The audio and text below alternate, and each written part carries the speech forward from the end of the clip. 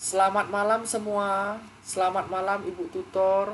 Salam sejahtera untuk kita semua. Perkenalkan, nama saya Rafendi Rusputra dari Prodi Manajemen S1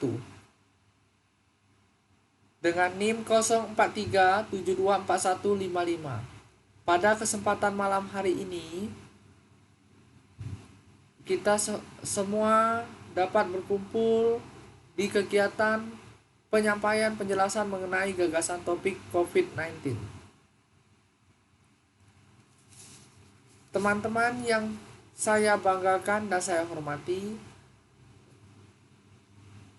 pertama-tama marilah kita ucapkan puji syukur kita kepada kehadiran Tuhan Yang Maha Esa. Berkat karunia-Nya kita semua dapat mengikuti pembelajaran sampai dengan diskusi sesi 4 kali ini.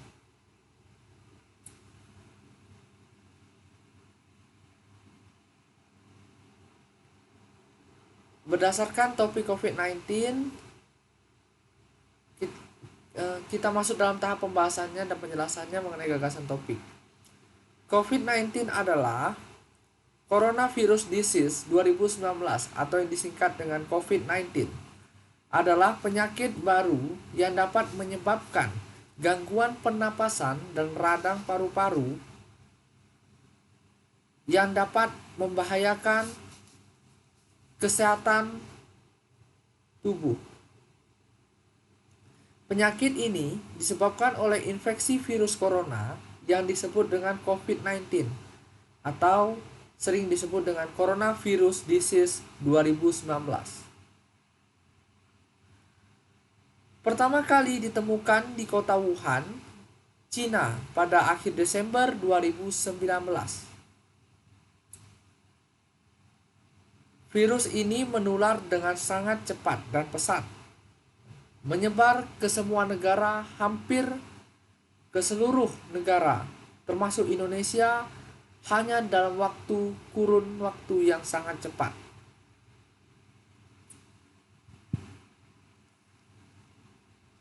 Selain virus SARS-CoV-2 atau virus corona, virus yang termasuk dalam kelompok coronavirus adalah virus penyebab Severe Acute Respiratory Syndrome atau yang disingkat dengan SARS.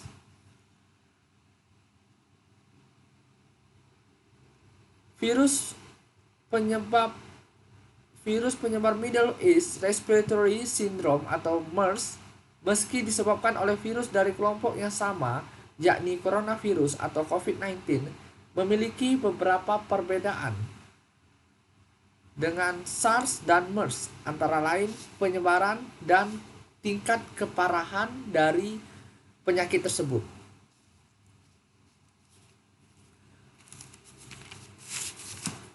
COVID-19 sangat mudah menyebar, terutama pada anak-anak. Karena anak-anak kurangnya memiliki sistem kekebalan tubuh yang kuat, sehingga mudahnya terpapar COVID-19. Khususnya pada daerah perkampungan, anak-anak rentan tidak mengikuti protokol kesehatan yang dianjurkan oleh pemerintahan, seperti jaga jarak antar teman satu sama lain, tidak melakukan kontak fisik antara satu sama lainnya, menjaga jarak, social distancing, penggunaan hand sanitizer keluar atau masuknya ruangan, dan masih banyak lagi peraturan protokol kesehatan yang tidak sepenuhnya dilaksanakan oleh masyarakat khususnya di daerah perkampungan.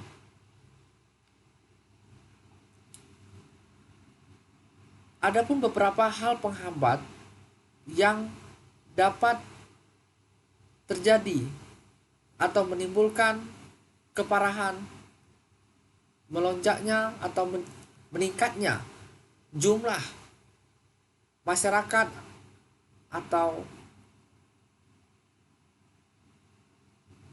orang lain yang terpapar COVID-19, yaitu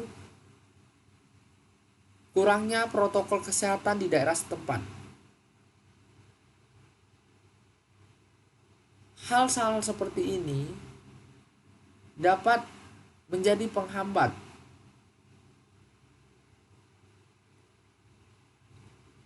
kurangnya peningkatan dalam jumlah kenaikan orang yang terpapar COVID-19. COVID-19, adapun beberapa tanda-tanda seseorang telah terpapar COVID-19, yaitu seperti demam, batuk kering, dan sesak napas. Adapun juga beberapa gejala lain yang bisa muncul pada infeksi virus corona, meski lebih jarang, yaitu seperti diare, sakit kepala, konjungtivitis, hilangnya kesempurnaan mengecap rasa, hilangnya kemampuan untuk mencium bau, serta ruam pada kulit. Apabila kita semua terdapat beberapa tanda-tanda tersebut, segera melakukan penanganan secara mandiri terlebih dahulu, yaitu dengan cara isolasi mandiri, mengonsumsi vitamin pendukung agar dapat meningkatkan sistem kekebalan tubuh, serta cek rutin secara mandiri apakah kondisi kita semakin parah atau tidak. Apabila tingkat keparahannya semakin tinggi, segera rujukan ke rumah sakit agar mendapatkan penanganan lebih lanjut dalam pengobatan kesehatan COVID-19.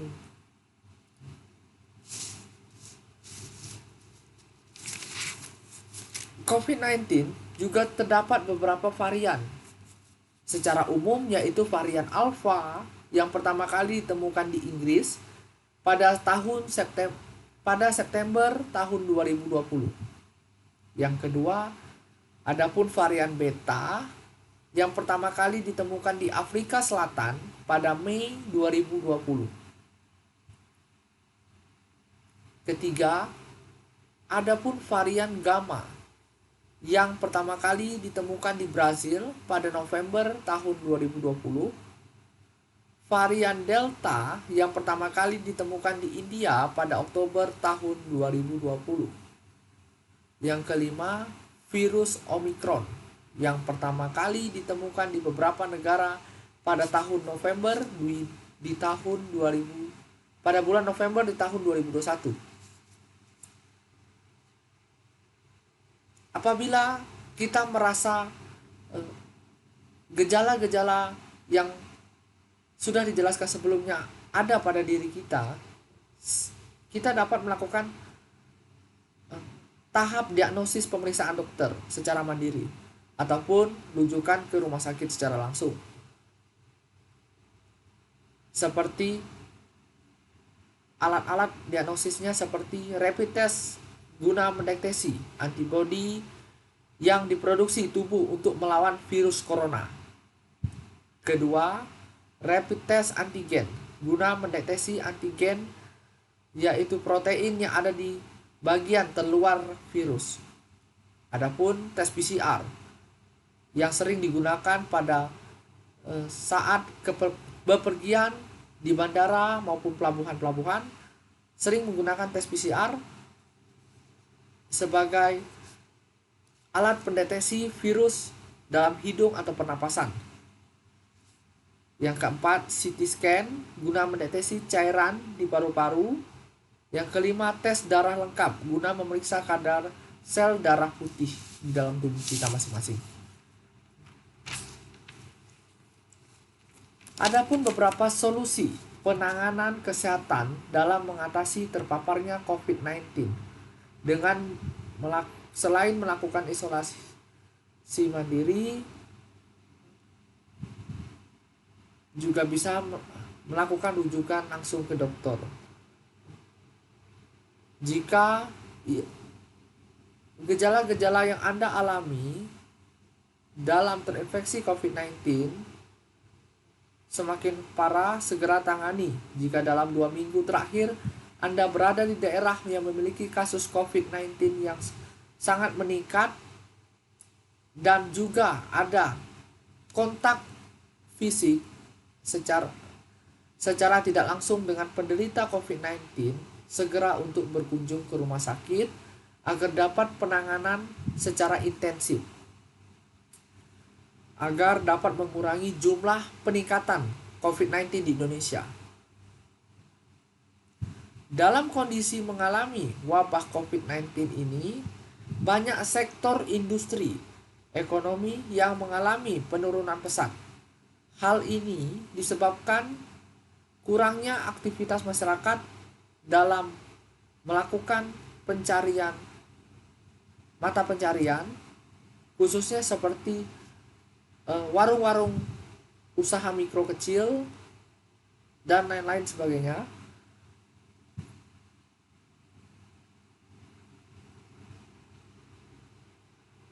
Hal-hal seperti ini dapat kita tangani dengan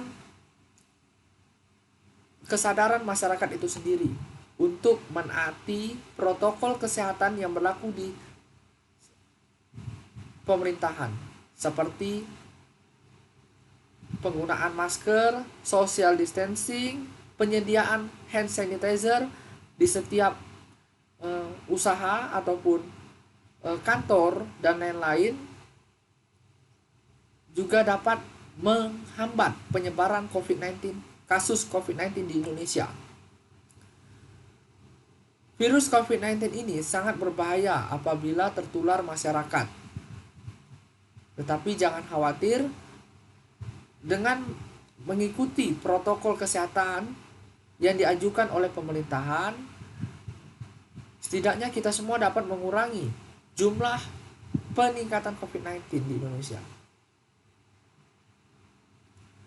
Demikianlah penjelasan gagasan topik mengenai COVID-19 yang bisa saya sampaikan pada malam hari ini. Semoga apa yang telah kita pelajari bersama mengenai COVID-19 dapat meningkatkan kewaspadaan kita akan bahayanya penyebaran dan keparahan dari penyakit COVID-19 ini. Semoga kita semua senantiasa selalu sehat, selalu diberkati oleh Tuhan Yang Maha Esa. Semoga apa yang disampaikan pada malam ini dapat bermanfaat bagi kita semua. Mohon maaf sebesar-besarnya apabila saya ada salah kata dalam penjelasan mengenai gagasan topik COVID-19 ini. Sekian, terima kasih.